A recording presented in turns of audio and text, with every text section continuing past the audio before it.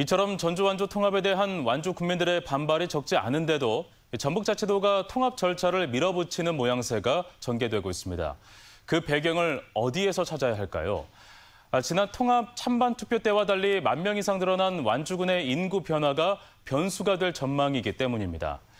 특히 11년 전 3,900여 표 차이로 부결됐다는 점에서 완주에 새롭게 전입된 인구의 성향이 결정적 변수가 될 수 있다는 분석입니다. 강동엽 기자입니다.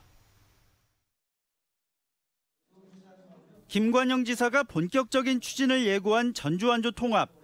완주 지역 반대 단체의 강한 반발에도 불구하고 전북 발전을 위해 더는 물러설 뜻이 없음을 강조했습니다. 완주군과 전주시는 함께 살아가고 함께 성장하는 동반자 관계입니다. 지방 소멸에 대응하는 획기적인 전환점이 될 것입니다. 벌써부터 찬반 단체 활동이 과열 양상을 띠고 있는 가운데 통합의 변수는 급증한 완주군의 인구입니다. 통합 찬반 투표가 있던 지난 2013년 완주군의 인구는 8만 6천여 명이었습니다. 10여 년이 지난 현재 인구는 12,000여 명이 늘어 10만 명에 육박하고 있습니다.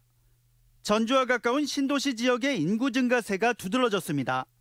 혁신도시가 있는 완주 이서면은 그간 9,000명 가까이 늘어 주민이 14,900여 명이 됐습니다. 특히 혁신도시 완주군민들은 그동안 지방선거나 총선 과정에서 표심이 쉽게 드러나지 않는 도시형 투표 성향을 보이고 있어 예측이 더욱 쉽지 않습니다. 삼봉지구가 들어선 삼내읍은 6,100여 명, 운곡지구가 있는 용진읍은 2,700명 이상 증가하며 인구가 각각 2만 1,000명과 10,000명을 넘어섰습니다.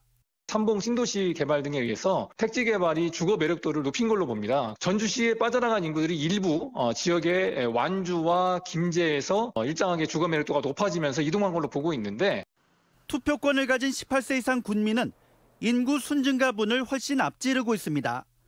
올해 8만 5천 명을 넘어서며 2013년 통합투표 당시보다 16,000여 명이 증가했습니다.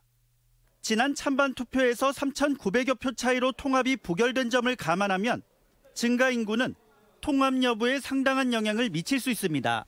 완주가 이제 인구 증가한 것은 분명히 이제 완주에게 긍정적 요인이지만 그 긍정적 요인이 과연 지난 2013년과 같은 반대 의견이 다수로 이어질까 하는 좀 의구심은 좀 남는 것 같습니다. 완주군의 증가 인구가 통합을 좌우할 수 있는 만큼 내년 투표 전까지 이들의 표심을 얻기 위한 찬반단체의 셈법이 한층 복잡해질 전망입니다. MBC 뉴스 강동엽입니다.